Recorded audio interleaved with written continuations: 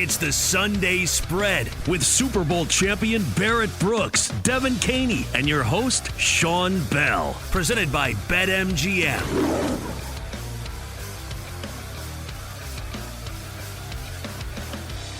Welcome to the Sunday Spread, the show that feeds the soul. It is Christmas. All right, it don't get much better than this. All right, this is Christmas morning, and everybody gets a gift. Everyone is happy with that gift. Unless you're Micah Parsons, then you're annoyed with that gift like he is every year with the Dallas Cowboys. You know, in Philadelphia, we got to throw a little shot at Dallas before we even get started at the show. To my right, my man, Super Bowl champ, overall Renaissance man, does it all, Barrett Brooks. Myself in studio, Sean Bell, and joining us remote today, we got the lucky charm. She's lucky to everything, lucky to the Eagles. She's Super Bowl winning sideline reporter, Devin Caney. What's going on, y'all? How y'all feel about y'all Christmas gifts? Y'all feeling good? I mean, I don't know how he's living right now. I mean, gifts just keep on falling to him. I can honestly say, like, the past 4 years, they have gotten picks. They have gotten players that should have been drafted way before they got them. And here we are again, another gift, you know? I mean, the gift that keeps on giving. Hey, B. Brooks, we're going to discuss that. B. Brooks feeling good. Dev, you feeling good? I love the Christmas gift that Howie Roseman got us Philadelphia fans in the first round. I mean, I feel like even when, at least for me, I didn't expect to be disappointed, but when you have the very last pick in the first round, obviously it's a good problem to have because you're there because you won the Super Bowl. But I didn't expect, a splashy name. And I'm not saying Jahad Campbell's like the splashiest of names, but still he was projected to go at least top 15. He was there in person. I feel like that tells you everything you need to know about where he was expecting to go. And I can't believe that they got him. And I love that he's from the area. He grew up an Eagles fan. He's super excited to be here. So I love it. I watched the kid. I watched him. Yeah. So, all right, we're going to get to our teams, how we feel about our picks, really break it down in a minute. But the biggest thing about day one was who didn't get drafted. Shedeur Sanders. He was at home. He was watching. They had a camera there. They even froze the camera at one point. It seemed like that was done on purpose. And things were happening. Things were moving. Things were changing. You thought maybe the Giants would get him. No, the Giants got Abdul Carter. You thought maybe the Cleveland Browns would get him. They go ahead and get Mason Campbell. Then you thought, okay, definitely the Saints will get him. That's what you think at least would happen. No, the Saints go with an offensive tackle in Kelvin Banks Jr. Then it gets late in the rounds, right? Gets late in the rounds. Steelers was the one place that he sort of hinted that he was going to go to. They had a long meeting and said the Steelers really like Shedeur Sanders. No, they drafted D tackle out of Oregon, Great Derek pick for him. Harmon. Very good pick. Great so pick for him. At that point, where does he go? Because everybody who's in the 20s has a quarterback. That's why they're in the 20s. But then a trade up. The Giants trade back in to the 25th pick, and you think, oh, they're definitely getting a quarterback. This definitely has to be Shedeur Sanders. No, they go with the kid out of Ole Miss. We'll talk about that draft pick in a little bit, and Jackson Dart. And then Shedeur Sanders goes the rest of the way without being drafted. Barrett, I'll start with you. Your reaction on Shedeur slipping this far. I think, at this point, it has really nothing to do with Shedeur and, what he plays. I think there's a lot of these teams just thought they went with best available. And in this draft, this is not a high-powered draft for the quarterbacks anyways, to me, Shedeur Sanders, Dart, they were around the same area for me as far as what I saw in them. You look at Shedeur Sanders, just because he's black doesn't mean he can run. He's an athletic quarterback. He has functional mobility, and we need to understand what that is. Functional mobility means if he's in the pocket, he can elude, pass rushers. But is he going to run and break for 15 yards? Probably not. I mean, that's why he got sacked over 90 times the last 2 years. 90. Did you hear me? Let me say that one more time. 90 times for the last 2 year at the quarterback position. So that's number one, he's holding the ball too long. That's a problem. Number two, he's just not one of those guys. And you think, this is Deion. This is Deion's son. Deion ran a 4.240. He didn't get that gene. But it doesn't take away from his athletic talent. He has a strong arm. His arm is very accurate. He's got to get it out. The evaluation is going to take a little bit. But I do see him getting drafted today. And we're talking about this on Friday. That's right. We are recording Friday right before the draft, so we don't know what's going on in the second round pick, just to let everybody know. So we're basically discussing the first round. So next week we'll definitely discuss everything that happened second round and later. Devin, yourself, you're surprised. What is your thought process in watching Shedeur slip? So I want to read a stat that we've touched on the show in weeks past, leading up. Okay. Weird stat from McMurphy. Shedeur Sanders is the first player in college football history to have his number retired and not be selected 5 days later in the NFL draft's first round. Okay. So I feel like that sums up what happened to Shedeur Sanders in the first round, because his jersey should have never been retired in the first place, because Shedeur Sanders didn't win anything in college. It's not like he brought Colorado. I'm not saying he's a bad player or undeserving of anything, but I am saying, it's not like he was out there winning national titles. He wasn't out there winning multiple bowl games. Yes, he and Travis Hunter and Deion Sanders and the rest of the talented roster that Colorado has been turning this program around, and that's great.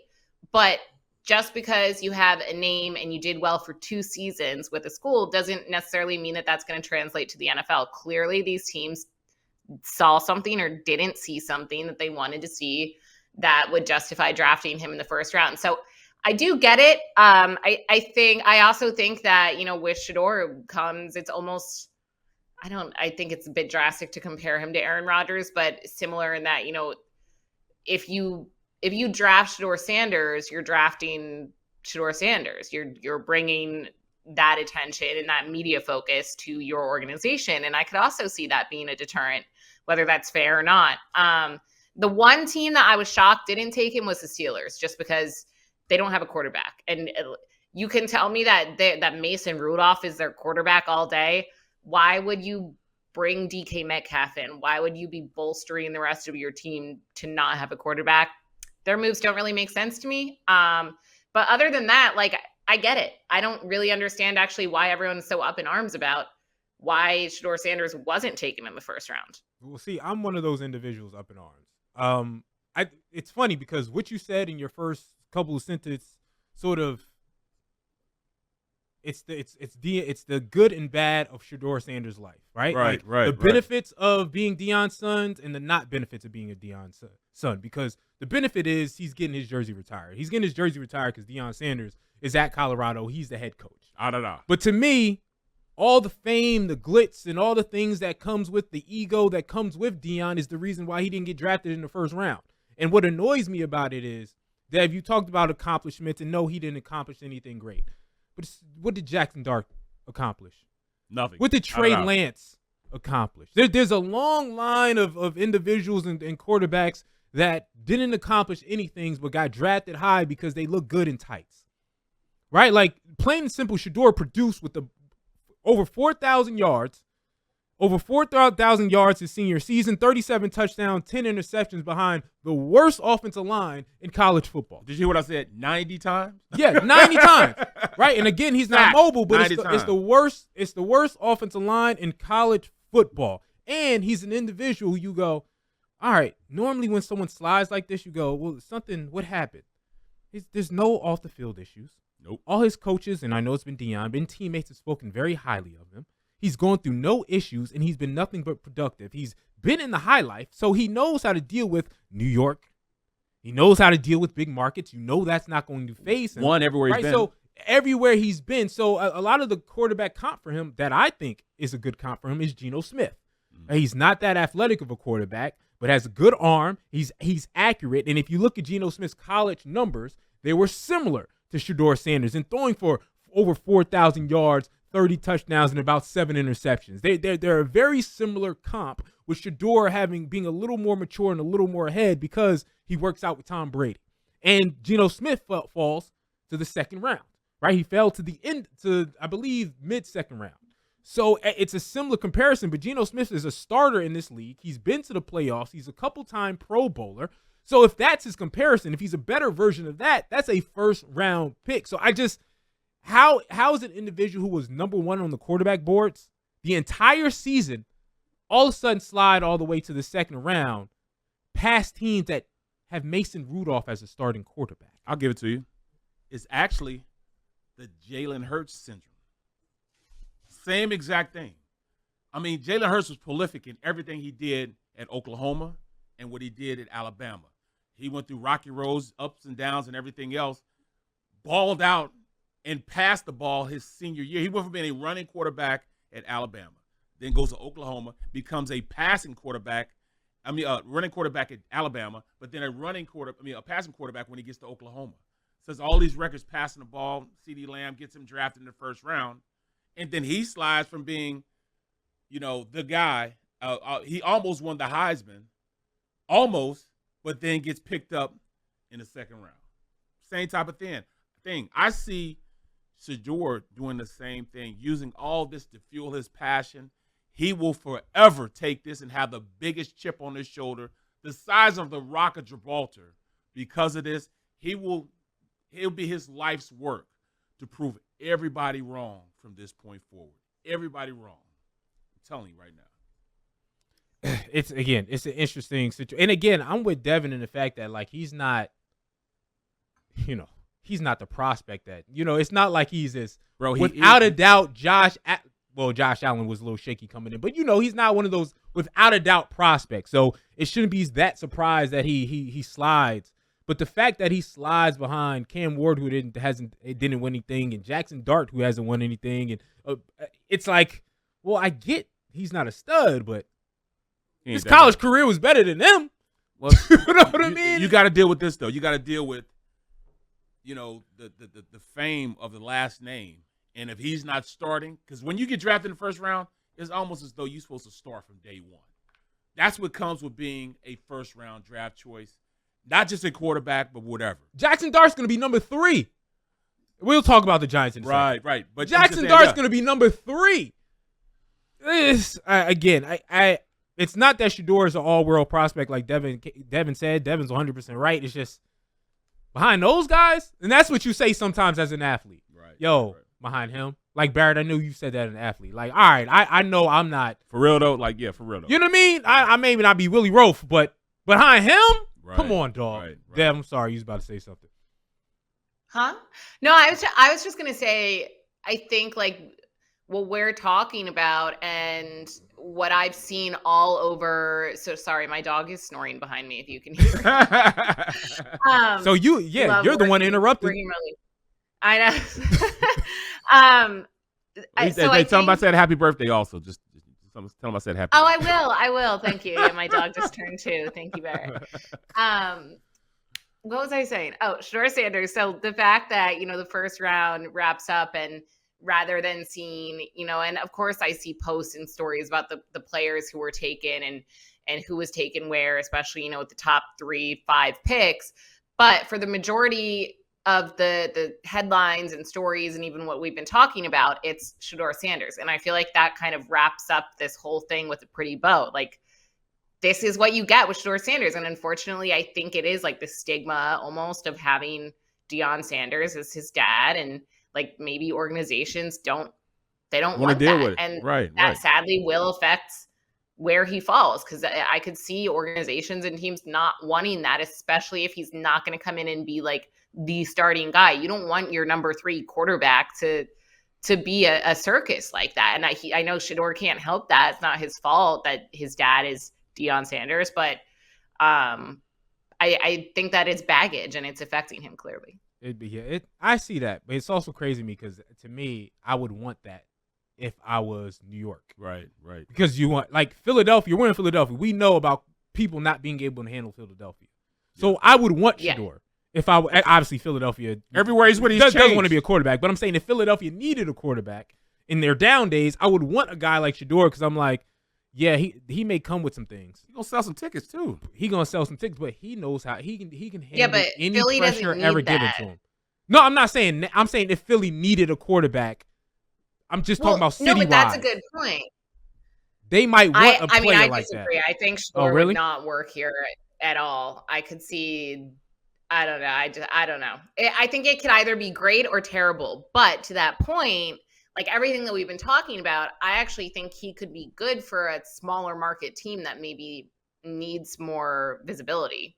Well, Like yeah, I'm trying to think yeah. of, I'm like just quarterback and team needs aside, like Jacksonville, Indianapolis, like a team that, or Yeah, maybe like the Cleveland Browns, where you have Deshaun Watson as kind of a yeah. smear on the face of your franchise, From a where bringing marketing someone like standpoint. Shador in could be good. Yeah, I get you from a marketing standpoint. I was just Yeah. talking about from a Shador standpoint of he can handle wherever he plays. Noise isn't going to affect Yeah, him he's because changed. he's dealt with Yeah, noise. he's changed Yeah. programs wherever he's been. He's dealt with noise his entire life. So Yep.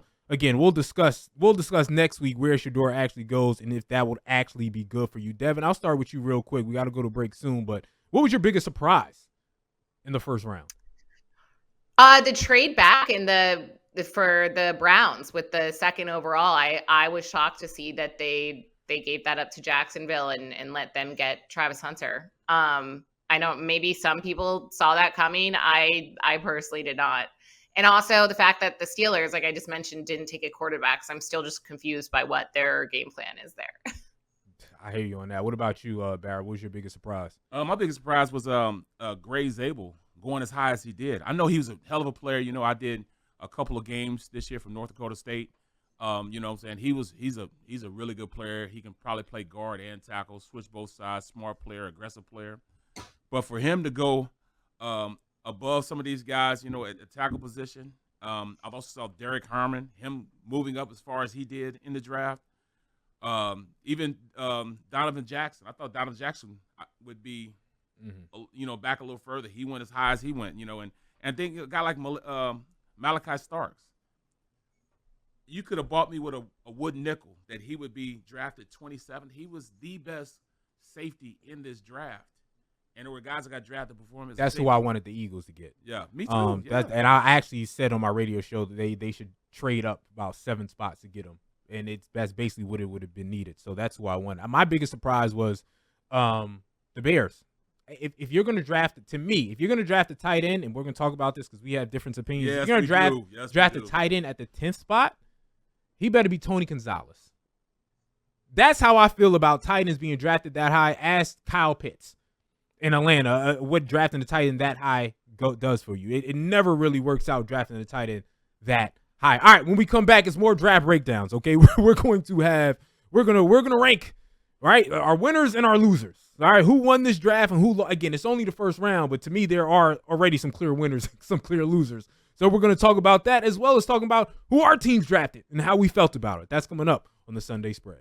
This is the Sunday Spread with Super Bowl champion Barrett Brooks, Devin Caney, and your host, Sean Bell. Presented by BetMGM.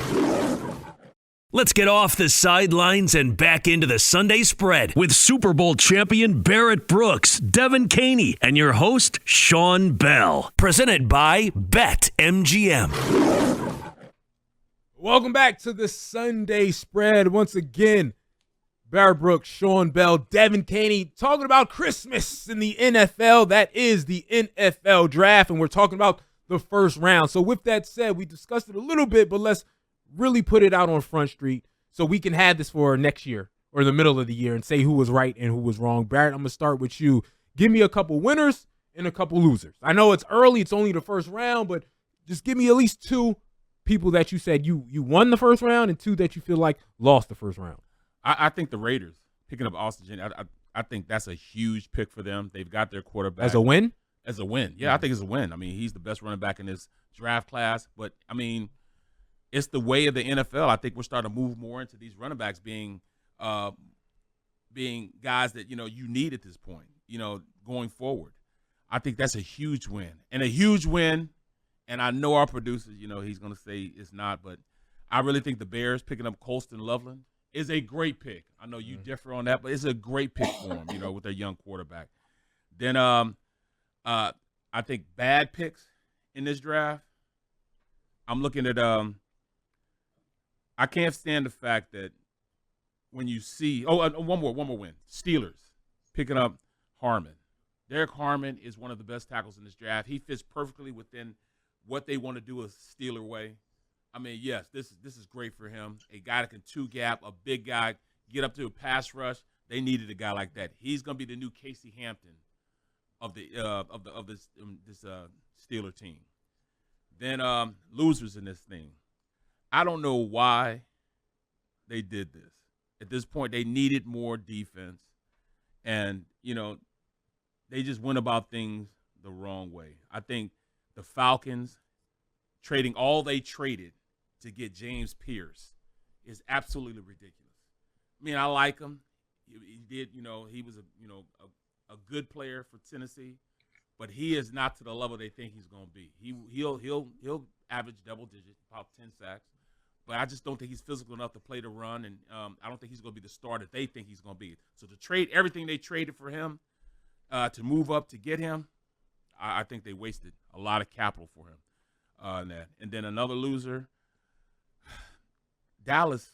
They just can't get out of their way. I love the fact that they went and got an offensive lineman, but Tyler Booker, come on now. Alabama offensive linemen just haven't been working these days. With the exception of Landon Dickerson with the Eagles, all those other guys have been terrible. I mean, ask the Giants. They got Neal. Neal has sucked or been hurt his entire career. So I don't know why you go out there and draft a guy that high when he's from Alabama. You can draft him in the second round, a la what the Steelers did, and they worked their way into it. The tough thing about drafting guys from Alabama or Georgia is everything around them is so good. Yeah. Sometimes you don't know if that hides them, exactly. right? Like maybe you're good, but how good really are you? Is it just that everyone's so good that everyone gets off? Or are you an outstanding player? It's hard to see if that guy was actually hidden or if that guy was actually special. So that's the tough Covering part. Your talent, especially too. in the line situations, the O-line, D-lines, it could be tough to do that. Yep. Dev, winners and losers from the first round. What do you got? Okay, winners. Even though it was surprising to me, I do like the move by the Jags of moving up to get Travis Hunter because we know that he is going to be a game changer for them. I also hate to say this because they're an NFC East team, but I think the Giants did a good job. I mean, they didn't really have much room for error when you're picking third overall, and you know that at least one team's taking a quarterback and the other's probably taking Travis Hunter. So I'm mad that they got Abdul Carter. We now have Micah Parsons and Abdul Carter in the NFC East, two known Eagles fans. So maybe they'll be a Philadelphia Eagle someday, but I am jealous that they got Carter because, I mean, not that I thought that the Eagles had any chance of getting him, but it still hurts a little. But I thought they did a good job. And then they also got, quarterback depth.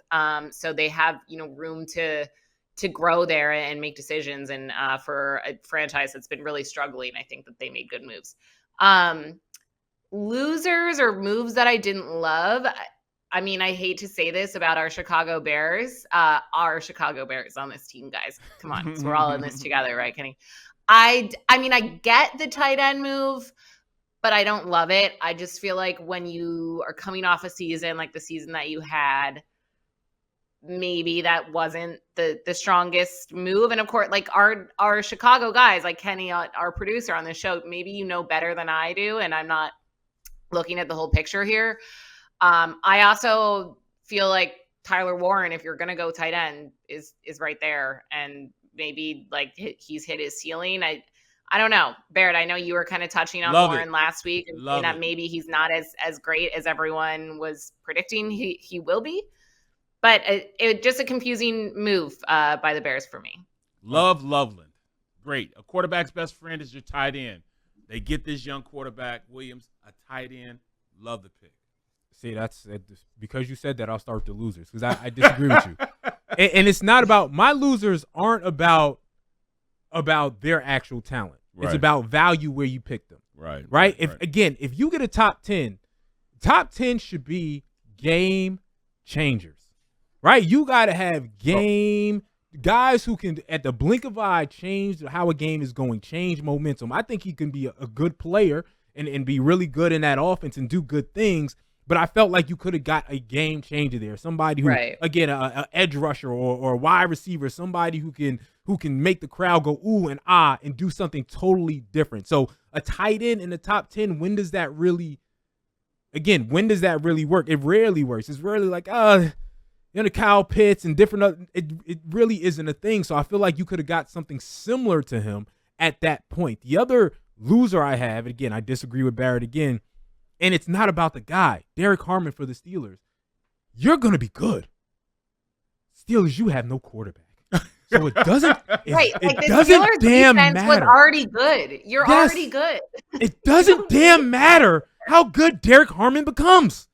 You have Mason Rudolph, and Aaron Rodgers hasn't made a decision. And even if Aaron goes there, Aaron stinks now, right? So if you don't get Shador, and then you end up with, I don't know, the 5th or 6th best quarterback, which means he ain't gonna play. What the hell are you going to do? You're right. Right? Again, I want to argue with you, but this ain't about right. Loveland. This ain't about Harmon and my losers. It's about why right there when you needed maybe this, when you needed a game changer, when you needed a quarterback. My winners on the back half of the draft, 2 guys that I think are going to contribute right away to winning teams. Omarion Hampton from the Chargers, coming from North Carolina. The Chargers, listen, the run game, what Jim Harbaugh does, he banks on that run game. Omarion Hampton's coming off a season where he had over 1,600 yards and had over 14 touchdowns. He's going to be in, and he's going to perform right away, and he's going to get the rock right away. And he's one of those guys who will get the rock a lot. He's a guy who's going to get the rock 20 times a game, tote it, and be very good at it. So he's a picture-perfect person. Najee Harris is there, though, so, I mean, he might have to save him a little. But you know how Najee did with the Pittsburgh Steelers. It was like, you're right, hey, yeah. You and Jalen Warren, you get 17 carries, you get 17 carries. Yeah. That's how they're going to work them, and I love that. And the other guy, the guy that I wanted the Eagles to trade up and get, Malachi Starks for the Ravens.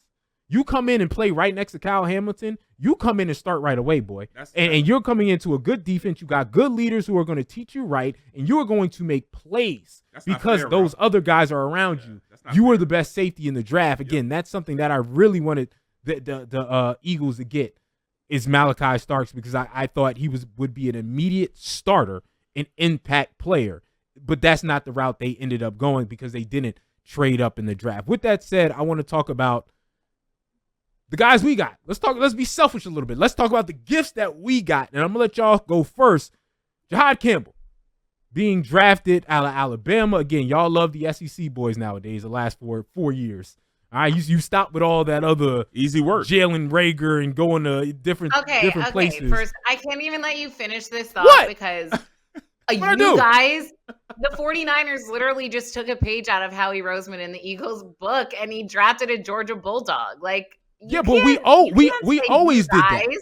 We always did that though. You guys wanted to be cute for a long time and draft guys in other places. When we do it, but you guys always did it. We didn't change anything up, Devin. You've always done. You recently have done only SEC players.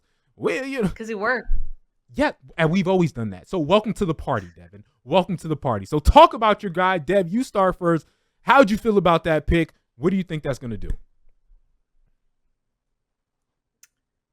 Are you talking to me? Sorry, you just froze for a second. Oh, yes, Dev.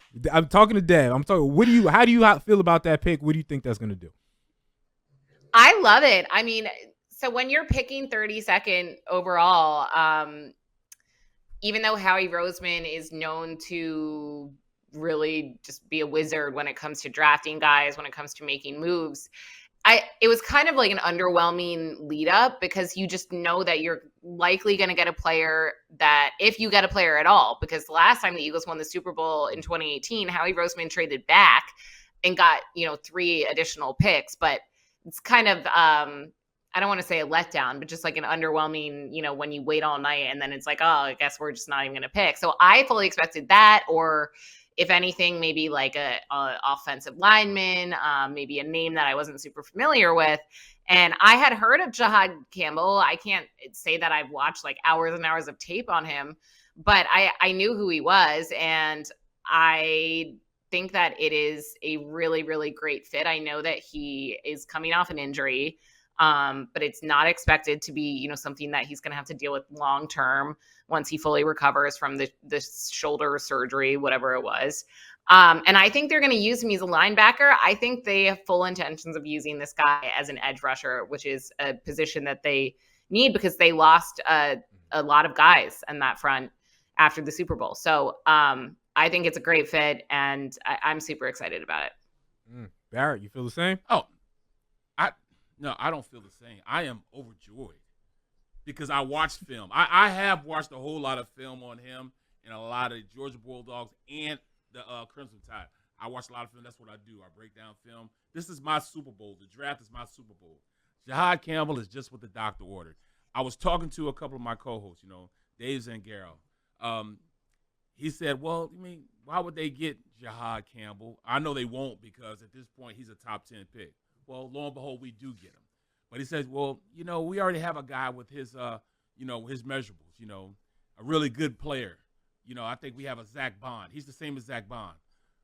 I'm not much for ciphering or doing mathematics, but I know if we already have a great player in Zach Bond, why wouldn't we get another player? That means 2 players like Zach Bond. That's 2 high production guys. And that's my thing now. He's a high production guy.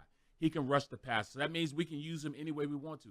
We know Vic Fangio loves guys with the versatility, who can play drop back linebacker. They can play coverage, who can rush off the edge, who can blitz. He's just what the doctor ordered. This is by far the best pick the Eagles have done since 1979, the last time they drafted a linebacker first round? Well, thank you, Jahad. He had shoulder surgery. He'll be back full go in July. Now we have a guy to come in, and it's going to be, competition. Competition breeds great players, and I see Jahad Campbell as a great player. Oh, and he's a local kid. In fact, my little cousin played with him, here at Timber Creek, and then he went to IMG. I'm talking to George Hageman later on today, who brought him from Timber Creek to IMG. IMG is like the #1 school. Well, you call it a school? I think it's a breeding ground for, future NFL stars. But IMG. Then he goes to Alabama. Now he's an Eagle. Come on now. High production. I don't like it. I don't like it, Barrett. I don't like it, Dad. The first Shocking. thing the first thing I thought of when y'all drafted him and Mel Kiper was talking about him? What? Sidney Jones. Huh. No, he's not that type. I'm not saying they're the type of player, but you talk about, I remember, again, being at the draft when they drafted Sidney Jones. Sidney Jones was rated the #1 cornerback, but dealt with all these injuries. They said, hey, he would have been a top 10 player had he not had these all injuries. This is a draft pick for later. He's going to get right this first year, get healthy, and he'll be your #1 corner. They looked at him like Quinyon Mitchell. And I'm not understating this. And he had as good of a college career as Quinyon Mitchell when healthy. Injuries kept up. He's still in the league. He's still doing what he needs to do, but didn't become that type of player. And so, again, I don't do the – I didn't look at this guy. I wasn't studying this guy like you were, Barrett. So if he's that type of talent, he's that type of talent. But top 10. When Mel was going, he just got this shoulder. He also has to get the other soldier done. And he has a knee that he has to take care of before he gets right. I go, ooh. All those things that you're taking a risk on, that made me think of Sidney Jones. And the other thing that bothered me about the Eagles were everything about their offseason feels like they're punting on this season, right? Letting go of C.J. Gardner-Johnson, letting go of these array of defensive players, not really bringing anybody in, and then drafting a player that's for the future and not for the window right now. So I was just like, ugh. And again, I was, as a Malachi Starks guy, I was like, Eagles, go get a guy who can impact right now so you can take care of this window right now. You got future guys. They tried. I want impact right now. And it's just, that's what bothers me about this pick. So I believe y'all. If he's fully healthy, that dude probably, I guess, right? That dude. But for 2 years down the line, 3 years down the line. But if he's not, if he doesn't get back to where he was, and then you didn't get a guy in the first round to impact right now, again, the Eagles feel like they're resting on their laurels coming into this season a little bit. I don't think so. They didn't try to improve this offseason at all. I don't think so at all. I don't think so at all. If they had to play a game right now, who do you think they win? You think the 49ers will win or the Eagles win? Eagles I by think far the would blow them Eagles out. are still a great team, but exactly. So you can't say when they win on it though. No, but when you win, try to get better or try to stay the same. They've only subtracted. No, but and that's not arguable. That's a fact. They've only subtracted. Did they add as much as they got back? Darius Slay, all the defensive players that are gone, they didn't add anything big, and they drafted a player that's not going to be with them for another couple of years for real. Guys that were behind. Yes, he is. How do you know that? How do you know that? He's going to be healthy by the start of the season. How do you know that he is? Well, I mean, because he literally said that they look into all these things. Like But he's already rehabbing. In his press conference, he literally said this was a future pick. I'm not making this up. That's what Harry Roseman said. This is a pick for the future. No, he said pick 4. Not all draft picks are future pick. Malachi Starks is for right now. Ashton Jitsy's for Starks right now. Not good, and the Eagles already have Sidney Brown. That's why they got rid of C.J. Gardner-Johnson. Well, I think this. Okay. I think I'm looking at this. Okay. I'm giving y'all facts. I'm gonna give you facts too. The reason they did pick him up because they knew they know the doctor report. He'll be healthy enough to play, but he plays a lot of positions. Like if he doesn't play off the ball linebacker this year, he could play rush in this year. He went to IMG as a rush in, an edge player. Listen, we got Alabama as an edge player. We're going to wrap up this conversation in a minute. Again, we'll get to the 49ers and what they drafted and what the Chicago Bears drafted, and we'll get to fact or cap coming up. That's on Sunday to Spread. This is the Sunday Spread with Super Bowl champion Barrett Brooks, Devin Caney, and your host, Sean Bell. Presented by BetMGM. Let's get off the sidelines and back into the Sunday Spread with Super Bowl champion Barrett Brooks, Devin Caney, and your host, Sean Bell. Presented by BetMGM. Welcome back to the Sunday Spread where it got a little heated. It always gets heated when we talk about the Eagles. And in the chat, Devin's calling me the haterade of today. Like, okay. Why am I getting blamed? That's what you said. Even said. Our producer's like, wow, Sean is hating more than I've ever seen him hate. I'm like, yeah. Where is this? Sean see, I didn't see that. Today. I only see Dev's hate. I only see Dev's discussion because that's my arch rival. That's Magneto. You're literally the only person I've seen so far that doesn't like that pick of Jahad Campbell to the Eagles. And you just don't like it out of spite. That's the only reason. How? Because he's good. I didn't say anything about his talent. Anything I said in the argument was facts. I didn't say anything that was not facts. He has a ton of injuries. He has a ton of injuries on this season. You said he's not going to be ready for 3 years. Tell him. I said he's a future. He's a future look. He's a future. He's going to come in this season trying to get healthy and trying to get right. That's factual, and that's even. Yeah, don't let him walk. That's even what they said. That's factual. They substituted more than they added this free agency. That's factual. Well, I mean, it's not. That doesn't mean they're not incredibly talented and can still go to the Super Bowl, but they did not get better. They did. I disagree. Sometimes you get better off subtracting. When you have players behind the players you have there. Kenny is sick of talking about the Eagles, and I'm sure people are sick of listening to it. So. All right, we'll move on right now. Let's get to the 49ers. Again, I know y'all won't have much to say about that because we only argue about the Eagles. But the 49ers, they get an edge rusher. Barrett, you studied a little bit. You told me off air that it was a good pick. What did you think about their pick in getting Mikael Williams? I think Mikael Williams is he's an untapped guy that didn't really get the most out of who he is. He played all last year. Was it a broken foot or something like that, or ankle injury? Yeah, early in the season, he had a foot injury and then came back and still played most of the season. He played the entire season. Mm-hmm. I mean, after that, he played for the rest of the season. A hurt player that they just picked up in the first round that you just talked about. A hurt player that played the whole season hurt, but he still balled. This guy right here is an unbelievable guy. I'm talking about he's long. He can rush the passer. He can stop the run. Perfect size. This is a great pick for this 49er team. I hate that they went and got him. He will be a future monster on that defensive line. You see, that's how you do it. When it's a good player, you talk about the good player, all his intangibles. You talk about how good he is. You know what I'm saying? That's how you're supposed to do it. You don't just hate on the player. Mikael Williams is a great pick for this 49er. He fits the whole 49er mold. We'll be talking about him wreaking havoc for years. I'm supposed to have blind faith. I got you. Dev, are you going to throw some hate back my way at this pick? That was factual. I said facts. I didn't have to spew, all that venom. I just say, hey, that's a great pick for them. That's what you do. That's what you do. That's a great pick for the 49ers. Okay. See how I just did that? Yeah. No, I like it. It's a good pick. Look at this.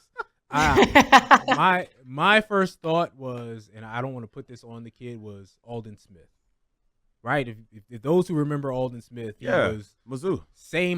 around the same height, 6'4.5", 6'5", great wingspan, almost was a more slender type of individual. They're both about 255.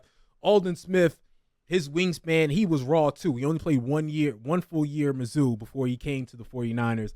And he set a record for most sacks in the first 3 seasons of a career, right? And he ended up having some drug problems and drug issues. That's what derailed his career. Yes. That's what I thought in Kansas City. Player comparison when it came to length, strength, etc. So I like the pick. Again, I didn't study him too hard like you did, Barrett, but I like the pick for the 49ers. Let's get to the Chicago Bears right quick.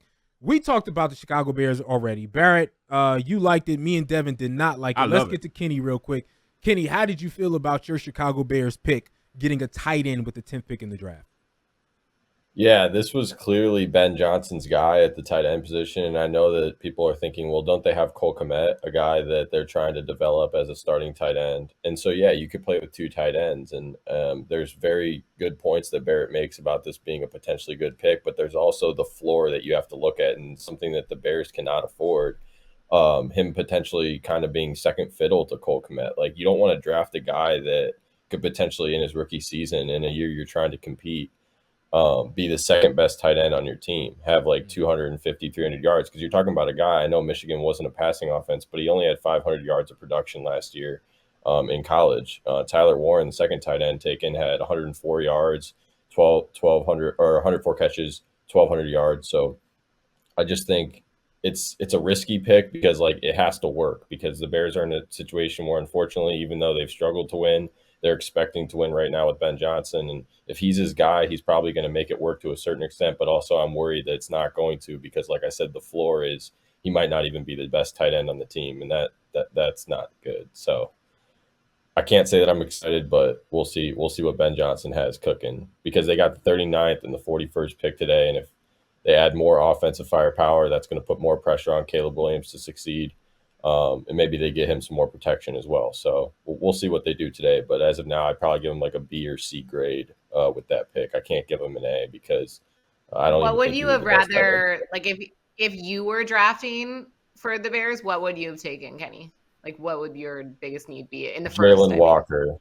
Jalen Walker out of Georgia. Would not have been upset with Warren or Michael Williams either. I think Jalen Walker's versatility as being able to be an off-ball linebacker and be an edge rusher would have been very unique for Dennis Allen and this Bears defense. That probably would have been my pick. I was hoping that they would have traded up to take Genty, but with Jacksonville trading up to 2, I don't think that Cleveland was going to trade back twice, so that kind of ruined that. But yeah, so.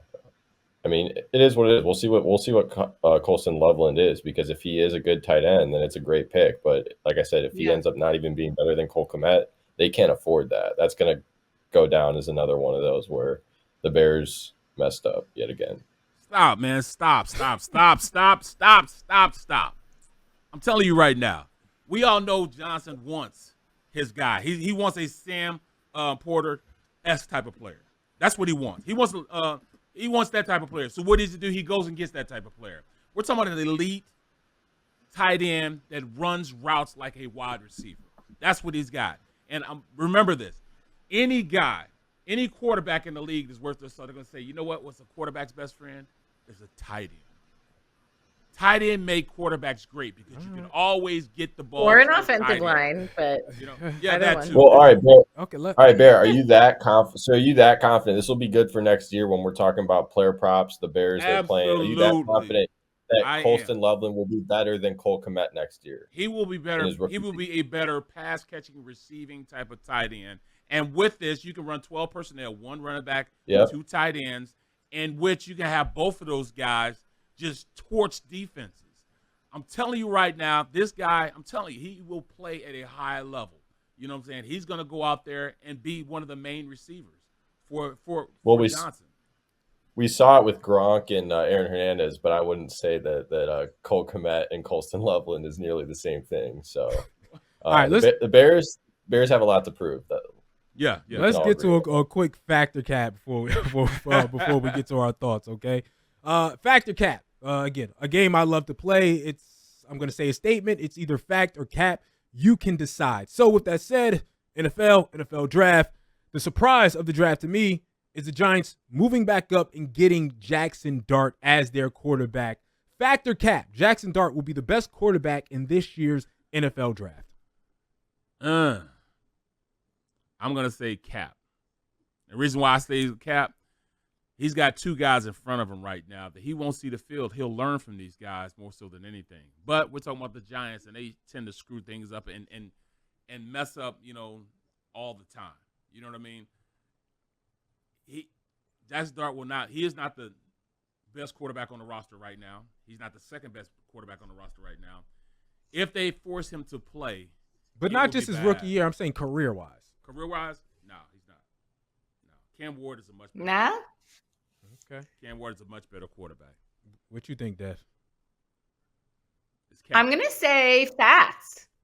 And I'm not saying like he's going to be the best quarterback in the league, but given the fact that this is not a strong quarterback draft, and the Titans seem to be a team where, quarterbacks and offenses go to die, then yeah, I could see Jackson Dart being the best quarterback taken in this year's draft. Not to die. Dang. I'm gonna say Cat. To me, I feel like you drafted Daniel Jones. That's just how I feel, right? Like athletic, big arm, but you never won in college, and you weren't anything special in college. You just looked pretty good on the sheet, right? So it's just, you know what I mean? Like that's how I feel this guy is gonna end up turning out, like somebody who, again, I hate when guys move up this far who weren't actually special in college. It's like, you sort of lost your whole life. Like not in high school. I'm sure you were the best in high school, but you weren't winning in college. Like, so I feel like, and they say they got him because he was athletic. Well, Daniel Jones is athletic. Don't mind you, he did trip over his own feet trying to get an 80-yard touchdown against the Philadelphia Eagles. But still, he was an athletic quarterback who can run and can outrun some cornerbacks. But that's just how I view him. All right, let's get to our thoughts. Our thoughts of the week. Dev, we'll start with you. What is your thought of the week? My thought of the week is, I mean, I kind of touched on this the first time that we did this segment, and Barrett's going to hate me because he loves the NFL draft and he calls it his Christmas.